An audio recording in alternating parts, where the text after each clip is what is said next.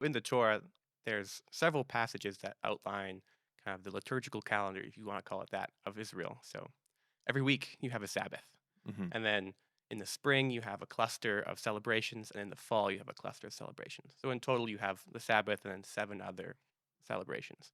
Okay. One of them in the fall is like a solemn day. So it's not really a celebration. It's like the Day of Atonement. Yes. Yeah. The rest are all celebrations. So it's Yeah.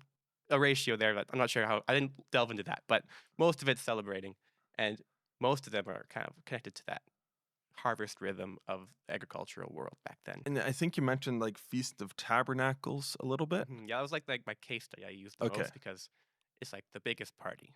Okay. So in the fall, after you've harvested all of your produce, so the wheat, the barley, all the summer fruits, you've shorn your sheep, everything's come in for the year. Then you have a 7-week or not 7 week, 7-day party. Hmm. So everyone has to go to Jerusalem for this event. And then in that, they also bring their tithe for the year. And what they do is really interesting. 2 years, you bring it to Jerusalem and you have a party. In the third year, you give it to the Levites. And Interesting. so it's like you come after harvesting all of this to recognize not only your people, like Israel, all gets together. So like kind of Mhm. identifies them as Israel.